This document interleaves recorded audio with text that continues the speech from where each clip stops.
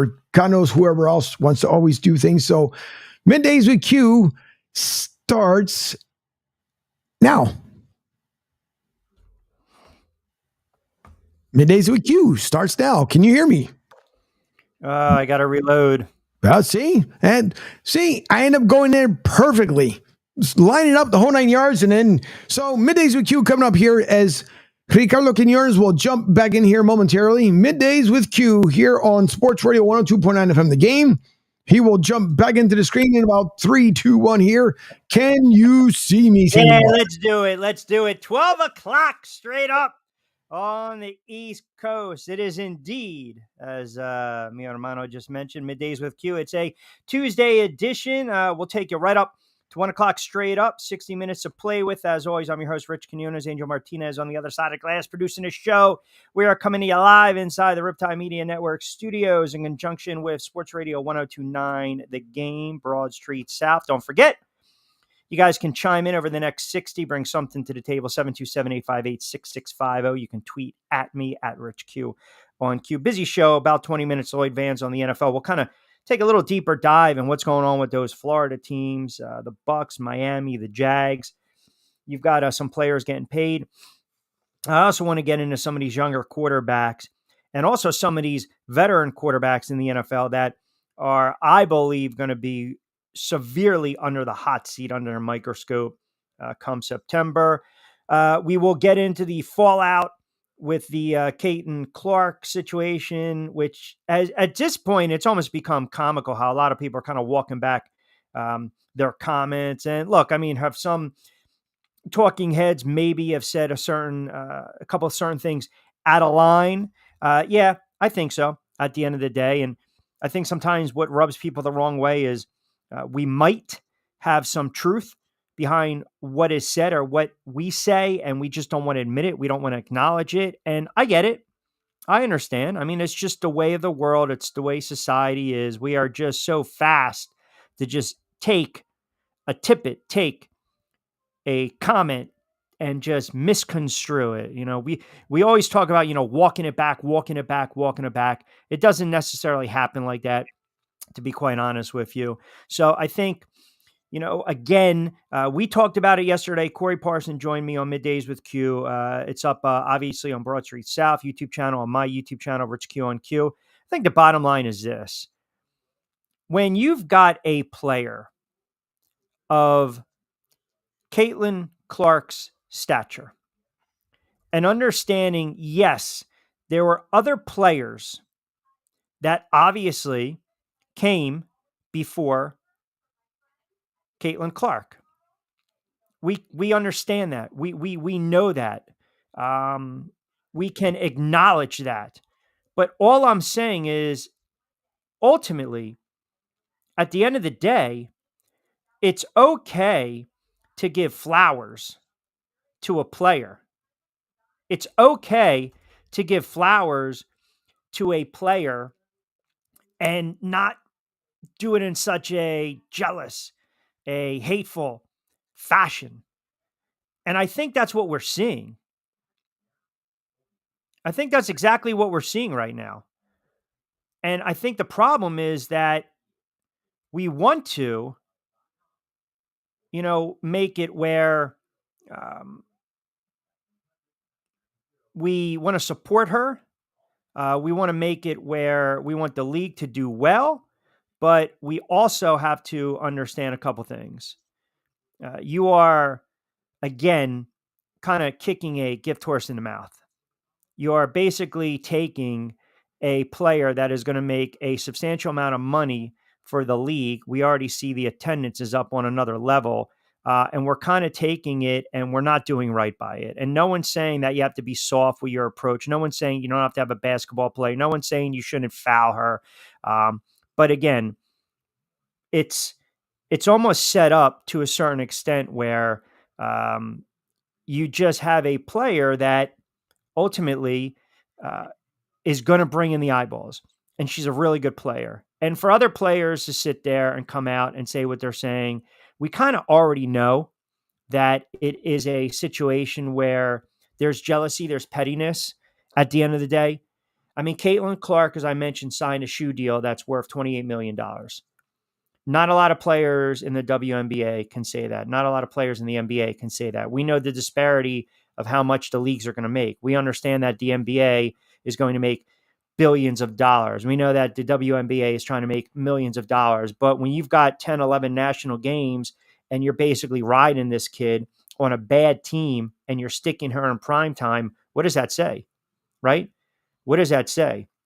And I just think at the end of the day, you've got a player now that is, and probably Joey. I mean, that's potential. I mean, look, we know the hair is the money shot for me. We understand that, but appreciate you tuning in, pal. 727-858-6650. Listen, we've got players that have come before her, and we've got players that have come after her. And it's funny, I've already gotten people hitting me up after yesterday's show talking about on Facebook. You know, if I'm Caitlin Clark, I might just turn around and just say, the hell with this. Let me go play in Europe. Let me really screw the league. And listen, is the league going to survive without Caitlin Clark? Yeah, but I think the eyeballs that you've gotten on what the Fever are doing and the rest of the league in its entirety, you want it for the positive. And the perception right now is that the league is hating on Caitlin Clark. The perception right now is that the players just don't want to support. Yeah, the beer too. Absolutely. Brian, my man, Brian chimes in. Appreciate that. Hey, do not forget, and we keep rolling. Don't forget to download the app as well. Sports Radio 1029 The Game. Appreciate you, Brian. Tell the friends, tell the friends, tell the friends. Listen, I would think of it like this. In the NFL, when you've got young quarterbacks, Caleb Williams is going to go through it. He's going to have the growing pains. We know that. And they're going to try to, hit him, sack him, have him rush out of the pocket. I'm not going to say on the same level because in basketball, it's a little different, a little more one-on-one contact. You got to get to the quarterback in the NFL. There's escapability factor. But point being, you have to at the end of the day, overcome that. You have to basically just have the thicker skin. And you also have to support. You have to protect some of these players. Joey B. Caitlin Clark will have the last laugh. Percent 7 years from now, she'll be the money machine. Yeah, that all the other players have benefited from. And that's I agree. But the players and some people don't want to push that narrative. You've got players that are coming out. No disrespect. And I like Angel Reese. I'm not a big fan of some of her antics and what she says, but no disrespect to her. They're not coming out to watch you. I'm sorry. They're not. The Fever in all their home attendance last year had 81,000 combined. That was their home attendance for the whole season. They've already surpassed that. So the numbers don't lie. And I find it funny. Look, I don't like what McAfee said. I just think, it's wrong to say something like that. And I think he's probably thinking to himself, yeah, maybe behind closed doors, maybe they're kind of yucking it up and having that conversation. But that's inappropriate terminology. And that's a disrespect to females. And that's a disrespect to the players in the league. All I'm saying is, if everyone wants to benefit, if you've been grinding, it's not a hand out, it's a hand up. And that's what she's trying to provide. That's all I'm saying. And that's kind of what I was talking about on yesterday's show. And I think sometimes stuff gets lost in the sauce. Sometimes there is an issue when we want to put it in context, and it's not always the same thing. And I think that the fact that they're showcasing these players, this league, we're talking about it, tells you something. So you got the fallout from that. We'll continue to take your comments as well. WNBA teams now flying charter flights too. Money coming in, start to cascade throughout the league. And Reese needs to understand Clark and Reese could be the new Bird Magic combination. Yeah, I mean, I wouldn't go that far, right? We're not talking 79 Indiana State, Michigan State. But to your point, you're right. Maybe it's saving the league, and Bird and Magic, certainly. We can't dispute that. Larry Bird and Magic Johnson saved the NBA. The ratings were fledgling. It was a bad product, the NBA. And then you've got these two teams going at it pretty much in the NBA Finals every year in the 80s. I mean, that's crazy when you think about it. It really is. And it was spearheaded, the catalyst were those two players. All right, 10 past 12 o'clock hour, just cranking up on a Tuesday edition, Middays with Q. Rich Quinones here, Angel Martinez behind the glass, 727-858-6650. I'll get some of your Facebook comments as well. And yeah, people, like I said, it is a hotbed type of conversation, right? When you think about it. And we just sometimes want to stick certain sensitive subjects to the side because it makes everyone feel uncomfortable. The other story to come down today, MLB, Major League Baseball, has permanently banned Tucupita Marcano after determining that the infielder placed hundreds of bets on baseball, including wagers on games involving the Pittsburgh Pirates when he was with the team last season. They have handed down a lifetime ban, and this is all in conjunction to violated Rule 21D, 2 of the league's betting rules, policies, conduct. Apparently, this was really not a very good gambler, by the way. MLB found that he placed 387 bets, including 231 MLB-related wagers between October 16th, 2022, November 1st, 2023, totaling over $150,000. Major League Baseball says 25% of those bets included wagers on Pirates games while he was on the team's Major League roster. He did not appear in any of those games because he was on the injured list. I think there were a couple other. You also have a pitcher from the A's, Michael Kelly, declared ineligible for 1 year. You also have San Diego's Jose Rodriguez of the Phillies, Jay Groomer of San Diego. And then I think there's one more player with the Diamondbacks were banned for a year for betting on Major League games. They said they were tipped off. Now, here's the caveat, right? They were tipped off about the betting activity by a legal sports betting operator. None of the players punished played in any games or which they wagered, and all players denied to MLB they had inside. Everyone's got the inside friggin' information relevant to their bets or the games they bet on. So, as Angel kind of talked about during his show, and I'm sure Pete brought up during his show, it's prevalent. This is very prevalent in the world of sports. It is. It's going to be more prevalent with the players. I think they're going to have a say. They're going to have a hand in this. Again, this is something that we don't want to bring up. It's something that we don't like to talk about. But again, this is kind of where we're at in baseball. And I don't necessarily like it, and I don't necessarily agree with it. But I believe ultimately you're going to have some of these players. You're going to have notable players in sports get pinched. And then everyone's going to be in a hoorah. Everyone's going to be in uproar. And unfortunately, the leagues have done it to themselves by getting in bed with the gambling element, the gambling apps, what have you. All right, 13 past 12 o'clock hour. We'll crank it up on the other side. Don't forget 727-858-6650. That'll get you involved in a Tuesday edition of Middays with Q. We'll get to some more tweets. We'll get into some of your Facebook. And like I said, people were arguing with me yesterday talking about Caitlin Clark, and she's just soft. When I say protect the player, all I'm saying is don't go out of your way to injure the player, because then all of a sudden, who's going to come to these games if she's not playing? Who's going to watch the games if she's not on the floor?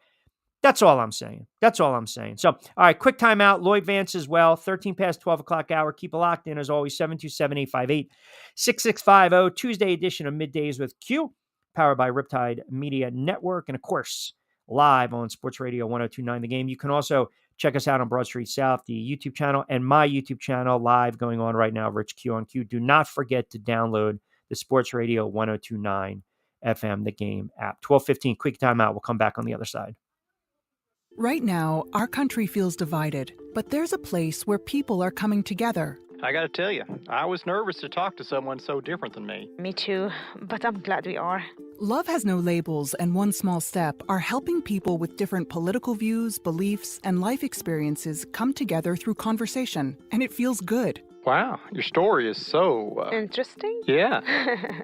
When people actually sit down, talk, and listen to one another, they can break down boundaries and connect as human beings. At lovehasnolabels.com/onesmallstep, you can listen to amazing, life-changing conversations and find simple tools to start a conversation of your own. I know one thing. This conversation gives me hope. It gives me a lot of hope, too.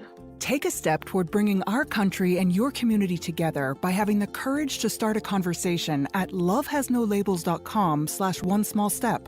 A message from StoryCorps, Love Has No Labels, and the Ad Council. People do some pretty cool things in their 40s and 50s. Why should saving for retirement be any different? I mean, they go back to college, learn new instruments, start skateboarding. Whoa!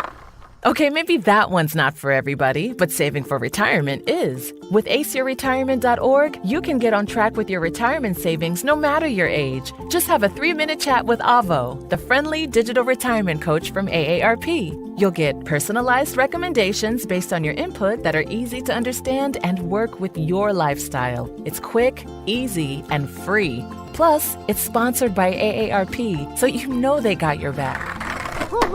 Gnarly move, Dad. Thanks, sweetie. So wherever you are in your retirement savings journey, head to aceyourretirement.org and start chatting with Avo today. That's aceyourretirement.org. A message from AARP and the Ad Council. Adopt US Kids presents What to Expect When You're Expecting. A teenager. Learning the lingo. Today I'm going to help parents translate teen slang. Now, when a teen says something is on fleek, it's exactly like saying, that's rad. It simply means that something is awesome or cool. Another one is totes. It's exactly like saying, totally, just shorter. As in, I totes love going to the mall with Becca. Another word you might hear is jelly. Jelly is a shorter, better way to say jealous. As in, Chloe, I am like so jelly of your unicorn phone case. You don't have to speak teen to be a perfect parent. Thousands of teens in foster care will think you're, rad, just the same. To learn more, visit adoptuskids.org. A public service announcement brought to you by the U.S. Department of Health and Human Services, Adopt U.S. Kids, and the Ad Council.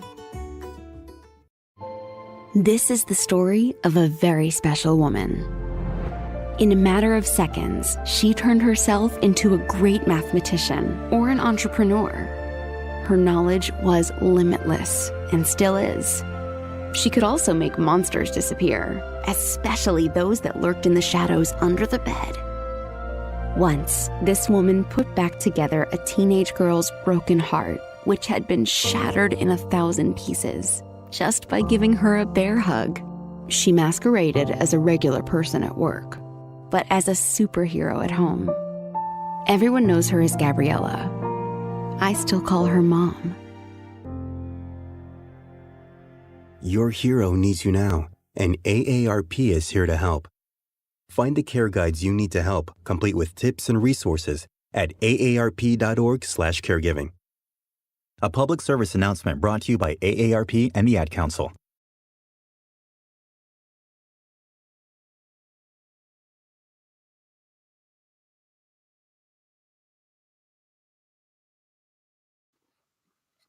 Yes.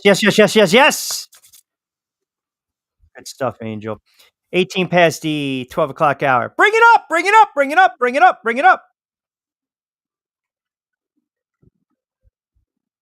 There we go. 18 past 12 o'clock hour, a Tuesday edition. Middays with Q. You guys are unbelievable.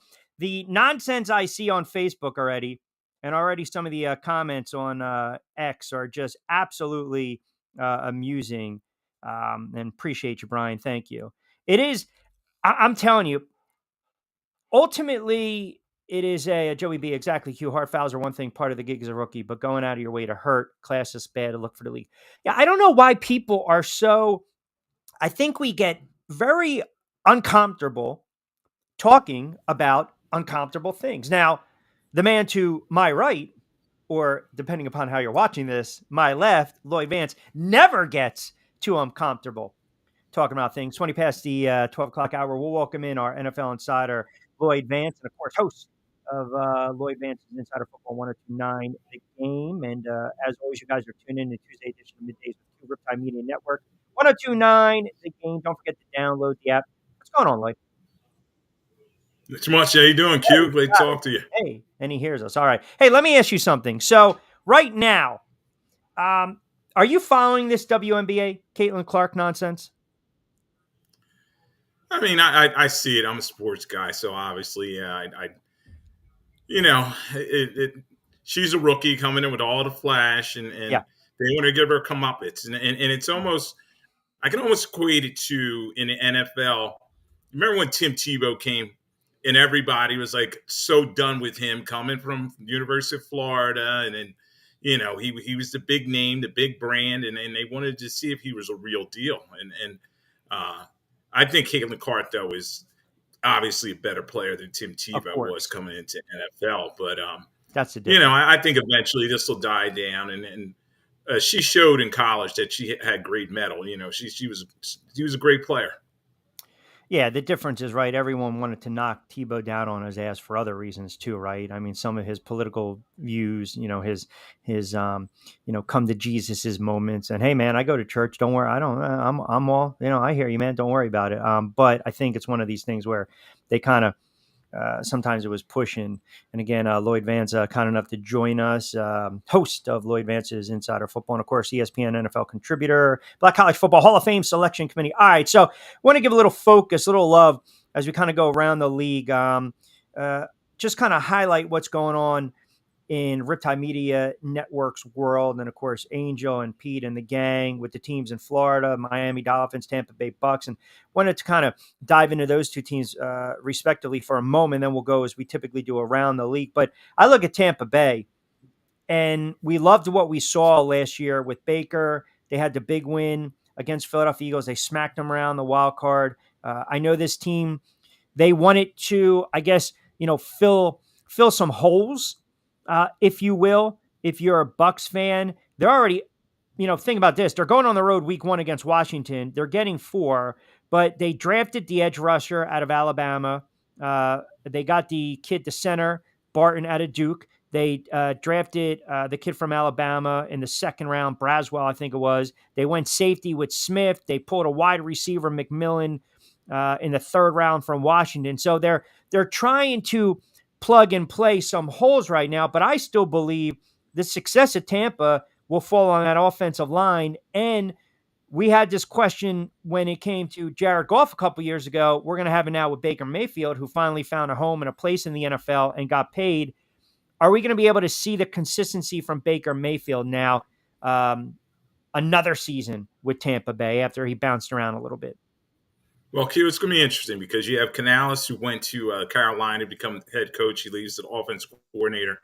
They get Liam Cohn coming over, a former disciple of McVay, coming from the Rams system. And he's going to get Baker his opportunity to throw the football. And we know he's not as dynamic thrower as Matthew Stafford or something like that. But he had that bounce back season, as you were talking about last year. And they want to keep him upright. He did take a lot of hits, so they bring Graham Barton in. One of the highest drafted centers out there. He's going to step in the middle of that line. They got Sue Opeta coming over from the Eagles as well. And then, of course, they have Tristan Wirfs, their cornerstone left tackle. So, good season for them last year, 9-8. They finished with a flurry. They won 4 of their last 5 games. Obviously, with Angel, I broke down a lot of that Eagles game where they just destroyed the Eagles in the playoffs. They did a great job there.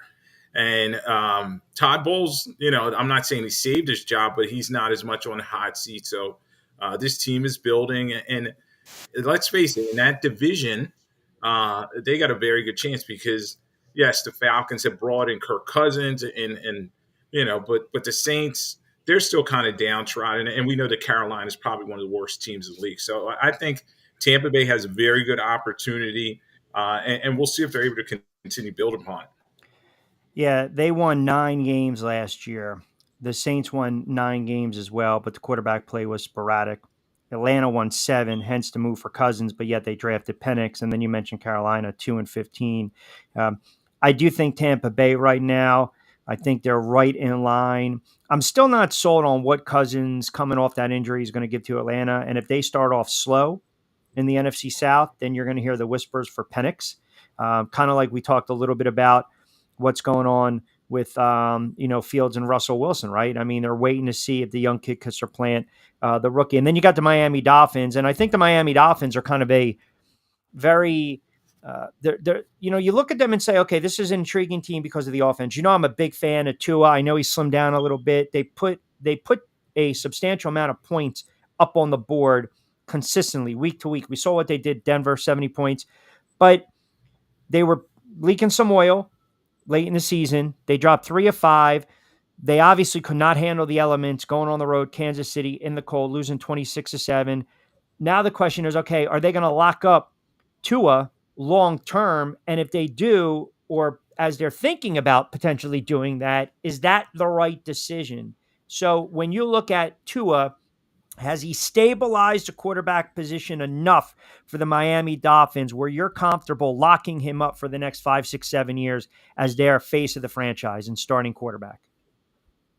Yeah, this is tough decisions in today's NFL, and you're seeing guys like Kyler Murray and Daniel Jones. They're getting these big contracts, and I'd have to put him in that ilk. I don't think he's a $50 million quarterback, but he's probably going to get upwards, $45 to $50 million a season. I think he has proven that given the weapons he has, he can make some plays. But you got to wonder, is he a guy that's going to be able to win consistently in the postseason? Now, he kind of put aside all the concussion issues last year. He played in all the games and did a good job finishing the season. But it is kind of odd that we did see him and he lost all that weight. So you're wondering, all right, is he ready to take that pounding that's coming up this season? Now, when I look at the Miami Dolphins, so much explosive firepower offensively. They just re-signed Jalen Waddle. You have Tyreek Hill, one of the most explosive players in the game today. And then they have the pretty good running back situation as well. But defensively, we know their biggest problem was injuries at the end of the season.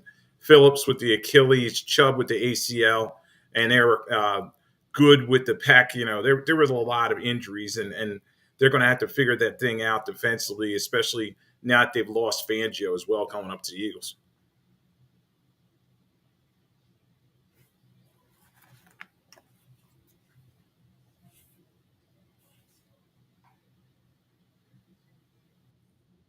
You will. So you're looking at this team right now. You mentioned that they have the triplets. I'm not going to go and say they're like the Dallas Cowboys back in the day. But again, I think that when you add in their mix of running backs, when you've got and pardon me for having mute for a second, you can hear the lawnmowers in the back, but they've got the very good running backs. They got some weapons. And now you're hoping that Tua can stay upright at the end of the day. I'm looking at this team where I think they compete because I'm not high on the Jets. I'm not high on Rodgers, even though everyone else is. I think the Patriots are poorly constructed with their coaching staff and their roster. And then Buffalo Bills, your guess is as good as mine. Miami should win 10, 11, 12 games. The question is, when you go up against a defense where you're forced to run the football and not consistently throw it, that's where the issues start. Yes, and last year 11-6, and as you said, they put up a lot of points, particularly early in the season. They looked like one of the best in the National Football League, but kind of stumbled down the stretch, going 2-3 in their last 5 games. In the division, though, they were able to hang with everybody, 4-2 in their division. This division's in flux. It's one of those ones when you look at it top to bottom, as you say, it's like, okay, Buffalo, they lose Diggs, and there's a lot of changing pieces there. Josh Allen has a window started closing on them. Yep. And then obviously the over-the-hill gang with the New York Jets. Are they going to be able to put this all together for one season and have Aaron Rodgers moving up to 41 years old able to compete? So this is going to be a fun season to watch the Miami Dolphins. And we're going to find out very early, I was looking at their schedule, who they're going to be. They play in week 2. They host Buffalo on a Thursday night. That's going to be a big game. Then they turn around week 3. They're at Seattle. That's going to be tough. They have their bye in week 6. I'm looking forward to that. Seeing that. Week 9, they're at Buffalo. Week 10 at the Rams. They play at Green Bay on Thanksgiving. And then you have the Jets in week 14, and they finish the season at the Jets as well.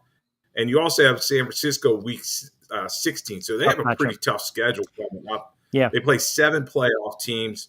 They're on primetime 5 times. So people do want to see the Miami Dolphins because of explosiveness and the points they're able to put up. But that defense is going to have to answer call in all those tough matchups that I pointed out there. Yeah, no doubt. 12:30 midway through a Tuesday edition. Middays with Q. Rich Quinones here. Angel Martinez behind the glass. Lloyd Vance, host of Lloyd Vance's Insider Football, Sports Radio 102.9 FM. The Game, joining us. Give Lloyd a follow on X at Lloyd Vance. We'll take you up to 1 o'clock as well. Don't forget, we're live on my YouTube channel, Rich Q on Q, across various platforms. Download the app, as we always say, if you guys want to get in on the conversation. 727-858-6650. Yeah, it's just, I feel as though when you look at, again, so many great offenses, right, around the NFL. Well, I shouldn't say so many great, a handful, but they're so explosive. When you look at Hill, big threat, 1,800 yards, 13 touchdowns. You look at Mostert, you look at their other back, Aiken, if I butchered his name, they're going over 1,000 yards, right? You look at Tua, 4,000, 5,000 yards. You got to go back to the early 70s, Zonka, Warfield, Kick, Bob Greasy. So I think the pressure is on, but I feel as though Tua is that quarterback where, and I know I'm going to get the comments in right now, it's like you're dating that girl and for some reason, or you're dating a guy, whatever, if you're a female listening in, for some reason, depending upon where you take them out, they look good in certain lighting, right? So it's like, I think, you know what I'm saying? Like, it's like that Seinfeld skit with the Two-Face, and all of a sudden, hey man, now this is a good looking diner. This is a good looking booth. Like, I feel as though people look at Tua and some days, hey man, he's a good looking cat. The lighting, everything fits, it works. And then other days, oh, not so much. Let's kind of keep you to the back. They're not 100% confident to be seen outside with him. That's how I feel the Dolphins are. Yeah, Q, it's that trade up with Tua. Yes, he made the Pro Bowl and maybe borderline top 10. But when you put him against Herbert, you put him against Burrow, you put him against Patrick Mahomes, obviously Lamar Jackson, Josh Allen. I mean, the AFC is so crowded with top level quarterbacks out there. He's just lower tier than those guys, and then you wonder, can he beat them straight up head to head? Yes, he may be able to beat them in an early season game, but late in the season, in the playoffs when it matters most, it just doesn't seem to be possible. And you talked about that playoff game. They were just kind of outclassed. I know they were injured defensively, but the Chiefs took it to them in that game. So, Tua has a lot to step up and prove. But as I said earlier, this is the market we're in with these quarterbacks, where they're paying these guys so much money. And you have to wonder, are they really worth it? And at this point, unless their record's really bad, they got to stick with him, because they're not going to get a high enough draft pick to kind of turn that position over at this point. Well, there's the rub, right? I mean, you're drafting these quarterbacks, whether they're top 10, top 15, you believe they're going to be the face of the franchise, and they can come off one or two spectacular seasons, i.e. the Giants and Daniel Jones, and all of a sudden, let's lock you in 4 years at $160, and then you tear up your knee. I mean, I still think the quarterback position, the reason they get paid the most, this, is because they touch the football the most. They're the face of the franchise. You can literally go through the NFL, and if I give you 32 faces and they happen to all be quarterbacks, you'll know exactly what teams they play on. Or you can look at these guys and say, yeah, he's a quarterback of team A, B, C, D. Now, the wide receiver position, which we're going to get into right now, that is a whole different animal, because you saw the numbers that Justin Jefferson, secured 4-year, $140 million contract, right? I mean, think about that. Jefferson's getting Daniel Jones type of money, and he's one of the most explosive wide receivers in the NFL. You're talking $88 million guaranteed, do it signing. So all of a sudden the ink is dry. Here you go. Here's your check. Have a good day. Don't forget to give the agent 10%. But, listen, you're locking up these quarterbacks, right? I mean, that's just how it is. That's exactly what these teams are doing. They want to lock up the quarterback, and they also want to lock up the stud wide receiver. But with all that being said right now, who's throwing him the football? Right? Is it Darnold? Is it Hall? Is it going to be J.J. McCarthy? Yeah, it's crazy, Q, because this is the new world of the National Football League. And it's all built off this 7-on-7 culture, in terms of the youth and then all the way up. It's a passing league first. So, yes, you want that cornerstone quarterback and the receiver. The receiver market is now just booming.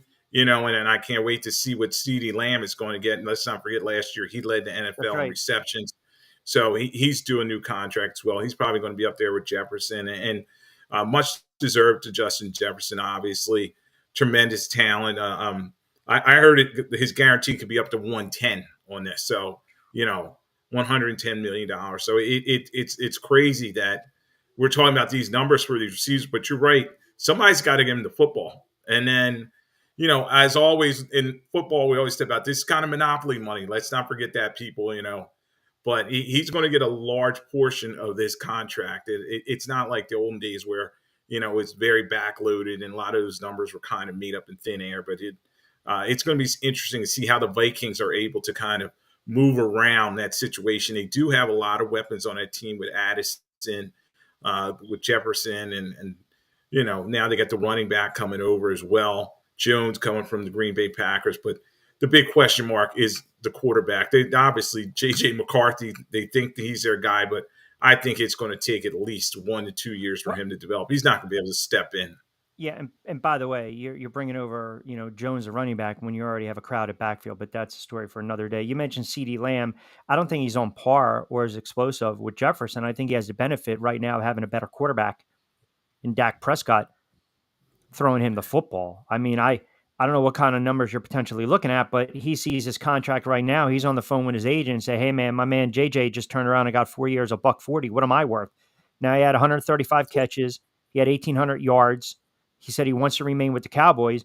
But again, in the back of your mind, you're thinking, well, if my quarterback struggles, they're not going to sign my quarterback. So I might have another quarterback in a year or so. I mean, listen, you're thinking about getting paid first, but I'm sure somewhere in a crowded room when he's talking with his agent and whatnot, you got to lay it all out. I mean, do we put him on par on the level of Justin Jefferson? CeeDee Lamb's right up there. It's CeeDee Lamb, Jamar Chase. I mean, these guys are explosive. But the thing is, Q, with receivers, teams are going to continue building around their quarterback. Receiver, they'll give them their payday, but eventually they'll step off of those guys. Look at Stephon Diggs. He's going to his third team now at this point. Teams are able to move on and saying, okay, we'll find somebody else. And let's not forget about the replenishment in the draft because – you got these guys coming in like Rome Odunze. People are so excited for him to come into the league. Marvin Harrison Jr. There's just so many great receivers coming out of college football today. Malik Neighbors is another name guy coming in there. And the pipeline is just overflowing for receivers. So good for him that he guy's payday. But it's just going to be interesting to see if this trend continues and if teams want to invest so much money there. Now, another team you really got to talk about in terms of investment is the Eagles. The Eagles have 2 of the highest paid receivers out there. They paid Devontae Smith, and A.J. Brown is now currently the second highest paid receiver in the National Football League. Yeah, that's a really interesting point you bring up. And listen, they're going to want to have to pay their players too, especially on the defensive side of the ball. 12:40. Got 20 minutes to play with. We'll take you up to 1 o'clock. Don't forget, Monday to Friday, Pete Sheppard Show, 7 to 10. Angel Martinez, who's behind the glass, producing the show. Martinez and Company, 10 to 12. And myself, Middays with Q, 12 to 1, part of the Riptide Media Network. Also, download the app, Sports Radio 102.9 FM, The Game, Broad Street South. We're live on that YouTube channel, my YouTube channel, Rich Q on Q. Lloyd Vance, kind enough to join us. I saw the Darren Waller is set to retire, contemplating retirement. Here's where I'm going to tell you. And I was told this many years ago by a coach, and I was told this many years ago by I guess you can say a scout when you deal with some of these veteran players. If you're talking about retiring, you're retiring.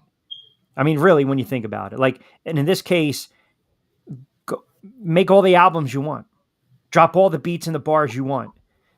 I'm aggravated because I was actually excited when the Giants made the move for Waller. Did I think they were going to get the Waller of 2019, 2020 that had back-to-back 1,200-yard campaigns? No. But I also learned from the Kenny Golladay, signing that it might blow up in my face. I mean, this guy gave you nothing. He gave you absolutely nothing. Now, listen, I can appreciate the fact that he had a lot of off-the-field issues and alcoholism and, step by step, day by day. I totally fantastic. And if you don't want to play, you don't want to play. But you can't be a little friggin' pregnant. You can't. And at this point, even though it's a tight end position, it's still, holding up a roster spot, and he was going to be a viable option to this offense. So I don't know, man. I mean, the thing coming out of Giant OTAs is that Brian Daboll shed some pounds. Hey, that's great. Is that going to get me more friggin' wins on a Sunday? Yeah, Darren Waller, he only played about 9 games last year. Very injured, very beat up, and he wasn't the same guy coming over for the Raiders. And as you said, it's probably time for him to walk off in the sunset, because usually when somebody's beat up like that, it's just not going to end very well. Now, the Giants, it's going to be interesting to see what happens up in New York here. You got Malik Neighbors that I talked about. He's coming there as a big draft pick, but Saquon's gone. Daniel Jones, is he truly healthy? Is he ready to play? Right now, I have to say in the NFC East, it's looking like the Eagles and the Dallas Cowboys in that division are going to fight that thing out. So the Giants, they have a tough road to travel right now. Rangers get bounced. Knicks get bounced. Yankees will most likely lose in the divisional round, because that's what they friggin' do. And I got to worry about waking up on a Sunday watching a friggin' offense that's not even going to be able to move the friggin' football down the field and score 17 points. Really? I mean, seriously. I'm not trying to feel bad for myself. I'm not playing the martyr card. I don't need this nonsense in my life. Well, Q, maybe you'll catch lightning in a bottle. You never know. With what? With what? With what? I'm trying to be nice here, man. It's looking like it's going to be a long season. Did you hear? I guess they were doing the pod the other day, and they asked CJ Stroud, what career would you rather have, Aaron Rodgers or Eli Manning? And he said Eli, right? Because all we're talking about is rings. That's all we're talking about. Like, for everyone that wanted to run certain players off the team, out of New York, off the franchise, look where they're at now. I mean, there's nothing to really hang your hat on with the Giants. I mean, I had a Corey Parson on yesterday, and he's a Dallas guy. He said, and I ask you this as we close with the Cowboys, because I want to get your thoughts on the passing of Larry Allen. But he said he thinks, or he believes, because of the way this roster is constructed for the Dallas Cowboys, they're looking at maybe 4 to 5 wins, and it's a tank job because they're looking to get rid of Dak. They're looking to get rid of Mike McCarthy. They're looking to bring in maybe Sanders' kid, draft him. And then I made the comment, well, then you might as well go after the hoodie, right? So, I mean, can you imagine an NFC East where the Eagles win 10, 11 games, Washington's improved, Dallas stinks, and the Giants continue to stink? You might, again, see another movement when it comes to the coaching carousel. Brian Daboll out, Mike McCarthy out. And if the Eagles really struggle and go 6-11, 7-10, or get bounced in the first round of the playoffs again, maybe Nick Sirianni gets fired. Yeah, there's a lot of speculation there, but it's something that could happen, Q. The Eagles right now on paper have a very good roster, but it's got to all come together. And you talked about the big question mark of Nick Sirianni, and then Jalen Hurts got to have a bounce back season. The Giants, I'm looking at their roster now. Joe Shane, their GMs, he's got a big job to do, and you're right, Brian Daboll. There's just not a lot there, so I think they're going to struggle as well. It's crazy. We just got to wait and see how this thing plays out. But Dallas as well, they are setting up because everybody's coming there as a lame duck. Last year's their contract. I'm not sure Jerry Jones is even going to give CeeDee Lamb that contract. He may let him play out his 5th-year option, and then he's just going to wait and see how this whole thing turns out. But Dallas, that's going to be a big soap opera all season. We're going to watch this Dak get that new contract, and Trey Lance. They're already talking him up. Are they going to keep him around? It's just one big nightmare waiting to happen. But it's going to be fun to watch it. And we know the NFC East changes around every year. Dallas coming off 2 straight 12-win seasons, but can they keep that pattern going? I don't think so.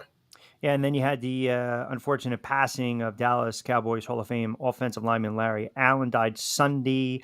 Suddenly, he was on vacation with his family in Mexico. The team announced that yesterday. He was just 52. I mean, I hate it when the Giants had to go up against those Dallas Cowboys squads because, it was just, he was so strong, the athleticism, the strength. I mean, just a respected, accomplished lineman. I think Justin Tuck mentioned, man, he dreaded going up against him because the way he can slide over, I mean, he'd take you out from rushing. You just weren't able to get any type of momentum. You weren't able to get to the quarterback.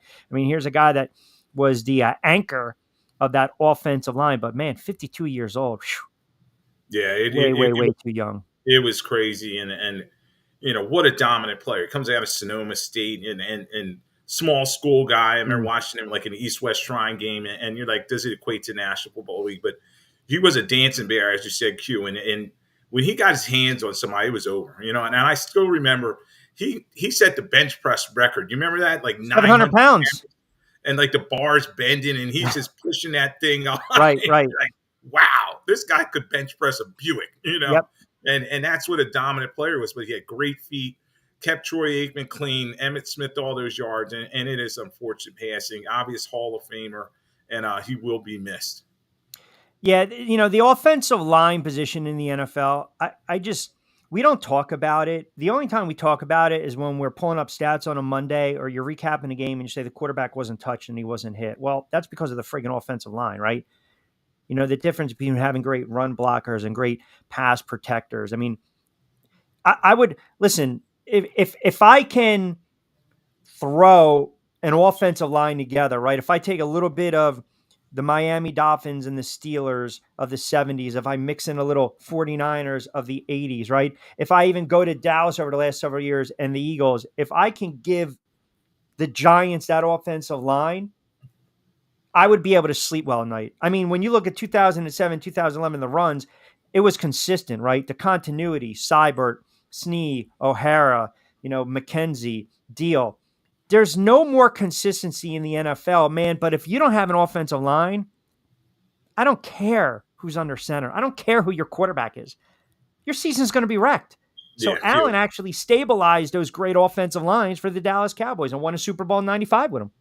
Yeah, and the thing is, everybody's talking about these bonus baby quarterbacks and the receivers and everything, but you got to have the guys up front to keep them clean and be able to throw the football all over the field. And every team, they have these cornerstone positions. You got to have a quarterback. You got to have a good left tackle, and you got to have somebody that can cover these receivers. So, premium position. Everybody's looking for those guys, and that's why you see in the draft every year, you see reaches for some of these guys because they're just hoping they can be that cornerstone left tackle. But that's what he was. He was a true road grader, and these guys don't come around, but every so often, an all-decade player.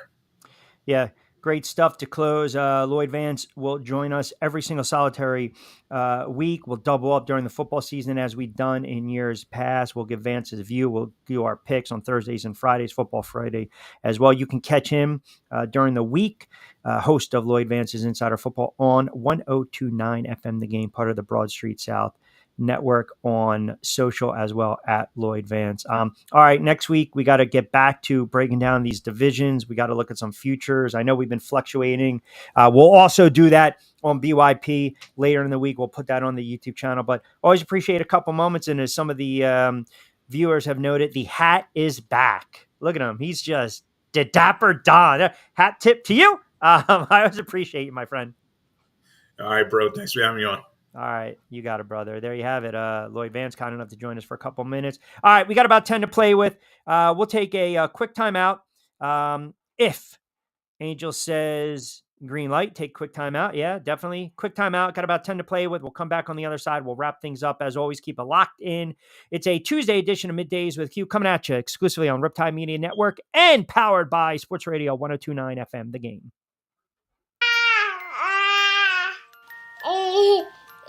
To some people, the sound of a baby babbling doesn't mean much.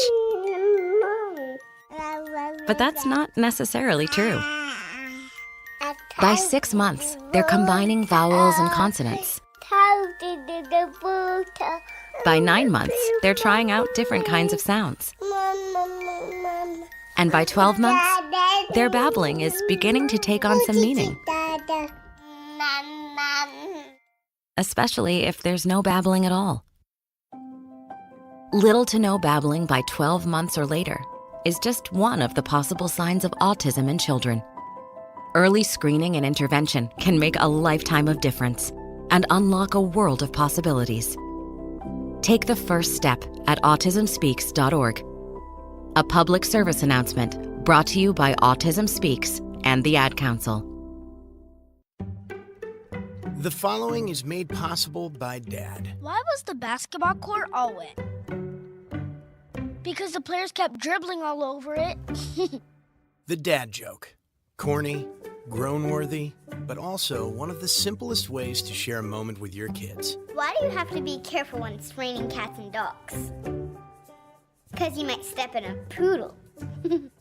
And kids that spend more time with their dads grow up to be smarter, more successful. Can I tell you a cat joke? Just kidding. And, with any luck, funnier adults. Why didn't the skeleton go to the dance? Because he didn't have anybody to go with. Dad jokes rule. So take a moment to make a moment and give your kid a laugh. It's as easy as going to fatherhood.gov. Brought to you by the U.S. Department of Health and Human Services and the Ad Council. That's really funny.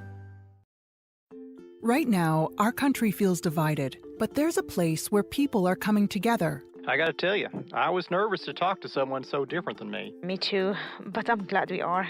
Love Has No Labels and One Small Step are helping people with different political views, beliefs, and life experiences come together through conversation, and it feels good. Wow, your story is so... Interesting? Yeah.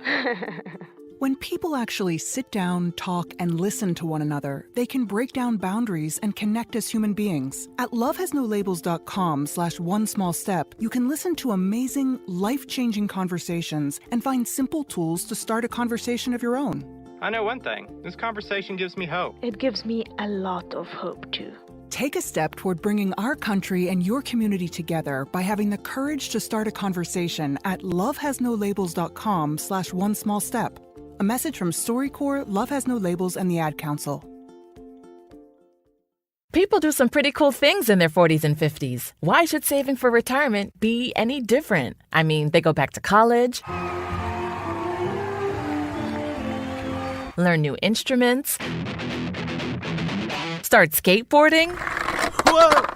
Okay, maybe that one's not for everybody, but saving for retirement is. With aceyourretirement.org, you can get on track with your retirement savings no matter your age. Just have a 3-minute chat with Avo, the friendly digital retirement coach from AARP. You'll get personalized recommendations based on your input that are easy to understand and work with your lifestyle. It's quick, easy, and free. Plus, it's sponsored by AARP, so you know they got your back. Gnarly move, Dad. Thanks, sweetie. So wherever you are in your retirement savings journey, head to aceyourretirement.org and start chatting with Avo today. That's aceyourretirement.org. A message from AARP and the Ad Council.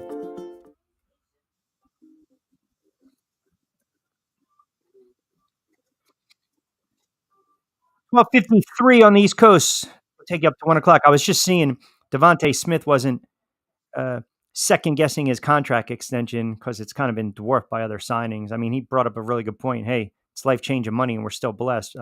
Tuesday edition, Middays with Q. Rich Quinones here. We'll take you up to 1 straight up. Angel Martinez on the other side of the glass, keeping us on the air. He hosts Martinez and Company Monday to Friday, 10 to 12.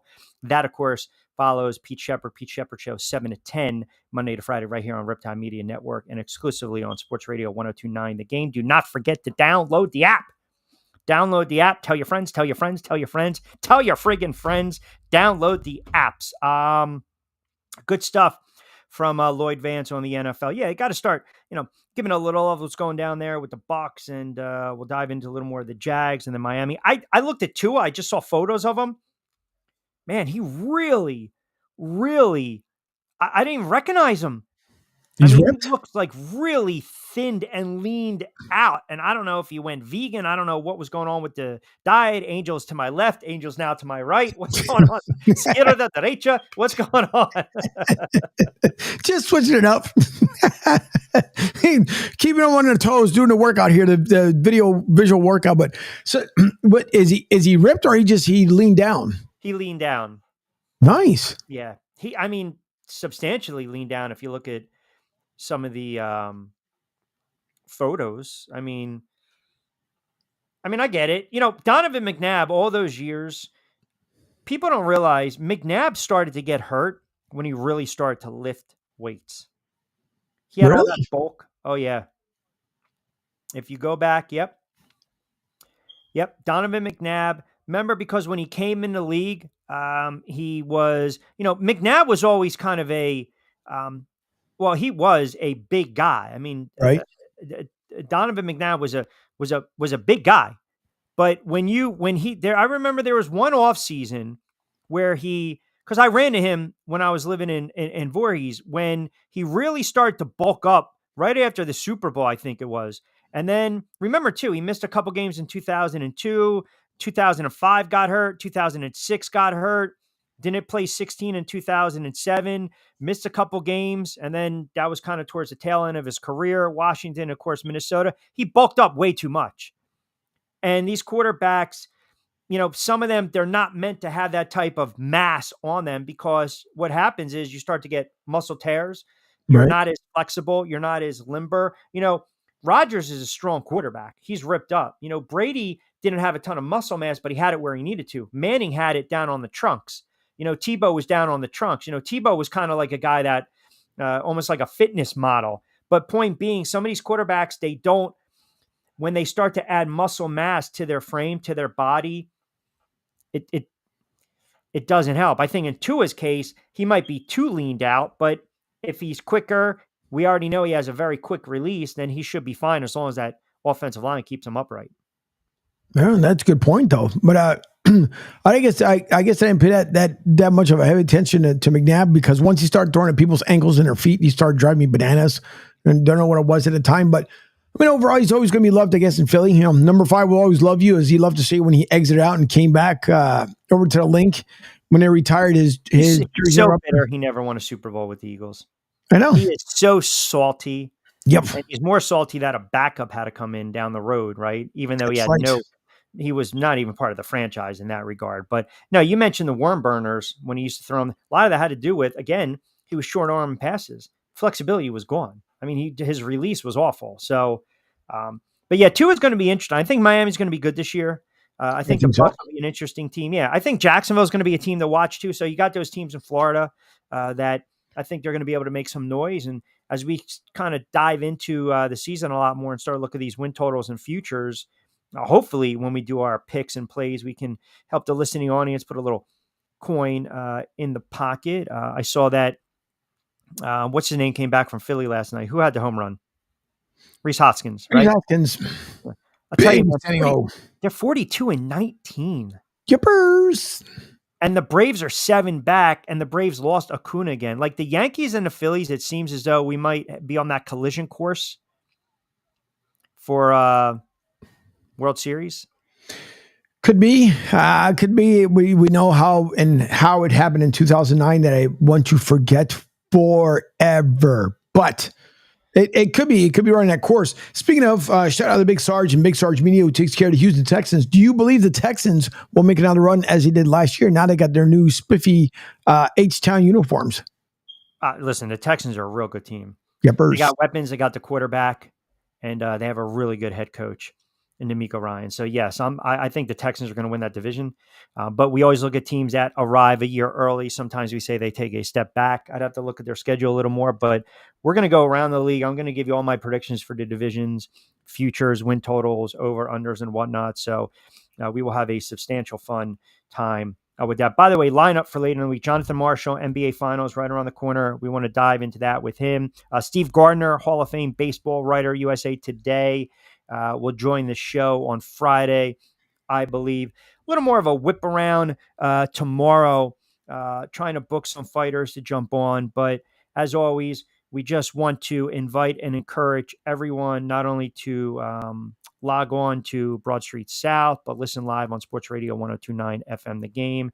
Check out, support Riptide Media Network, the fastest growing network that's streaming down there in Florida. We cover the gamut. Monday to Friday, Pete Sheppard, 7 to 10, Martinez Company, 10 to 12, myself, 12 to 1. A lot of show news and notes and network news coming very soon that we think everyone will start to gravitate towards. And we try to give you some opinions, have a little fun, keep it light, and also just kind of educate and throw in a little knowledge here and there. So as always, we appreciate everyone jumping on board. I know it's 1:00. We got to start wrapping it up, but appreciate Lloyd Vance jumping on board. And of course, the host of Lloyd Vance's Insider Football 1029 The Game. Don't forget, download the app, as Angel says. Download the app, download the app, download the app. What do you got? If you guys want to hear the best song to go out to that my hermano will laugh probably his ass off to, it can't get any better than this. Yes, that song is banned like the 1, 2, 3, 4, 5, 76ers. You will get a call from my agent. That song, you can play that during the football season if we have some kind of bet, but that's just a nasty. Take me out with something else. That is just nasty. Get it out of my mouth. I can't end my friggin' Tuesday in Jersey like that. 1:00 straight up. Don't forget, all the shows are going to be on demand. As always, appreciate everyone keeping us tuned in and locked in for the last 60 minutes. Pete Sheppard will start you off during the week 7 to 10. Martinez Company 10 to 12. Myself 12 to 1. Middays with Q. Angel Martinez keeping us on the air, producing the show. As always, appreciate everyone. You can follow me on social media at RichQ on Q, YouTube channel RichQ on Q. Have a wonderful, safe, sound Sports Tuesday. We will talk to you tomorrow on a Wednesday. As always, hasta luego, buen día.